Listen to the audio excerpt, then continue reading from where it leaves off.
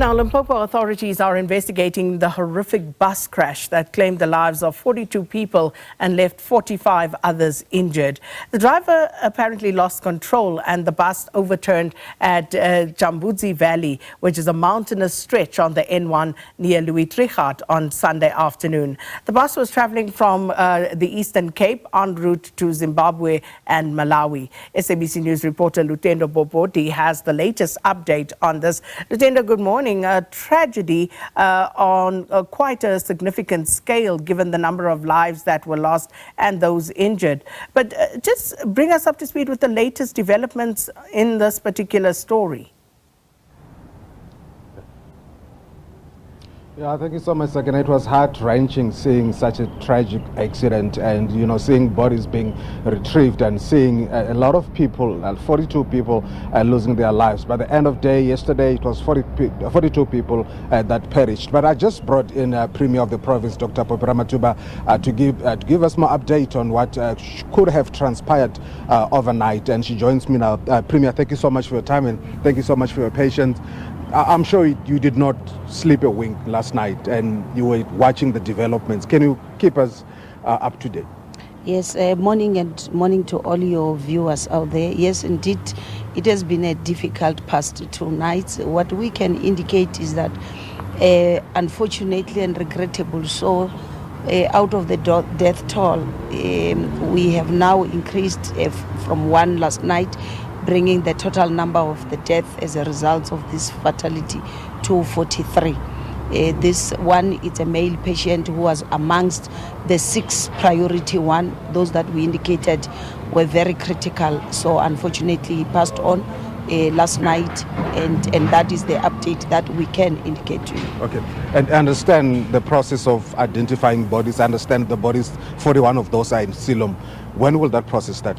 We have already started to make a call to say, especially to the families, those that knows that their loved ones were in the bus, they should be able to contact Dr. Gqeberha from Louis Trichardt Hospital, who is our center, so that he can be able to check if it's one of the admitted or patient or survivors, or if it's one of the deceased. Usually, when we pick up that the person is not on the list of those that are in the hospital, because those who are admitted, fortunately, those who can talk can tell us their names and their relatives. But unfortunately, we also, like you might have seen yesterday, have a 4-month-old baby who can talk, who can tell us who is her mother, whom we are still looking for families. So from today onwards, especially tomorrow we'll be starting with the postmortems.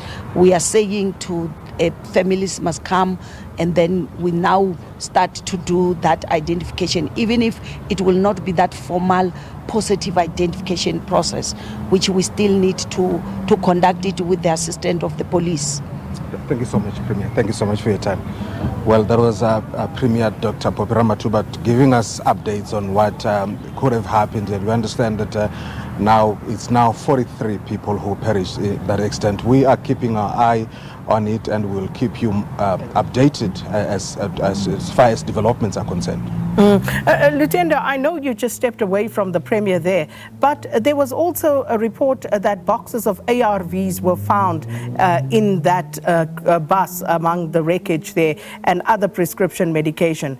Surely that is something that is a cause for concern. The Premier having been the previous MEC for Health in the department, what is her view on that particular matter? I was just speaking to her off record about that, and she says she's quite concerned, seeing medication and medicines are being taken out of our country to another country, and how those medicines are across the border. It talks to the fact that there could be the borders are porous, because how are they not detected when they cross the border? I was speaking to her just now, and she was telling me that she's quite concerned because this has an impact, a negative impact on our people here, the public, those who are seeking medication. They go to public facilities and they don't get medication, and she expressed grave concern on that. Lutendo Bobodi, thanks so much for that. And hopefully at a later crossing on one of the other shows, we can look into just the amount of ARVs that were found at that crash scene.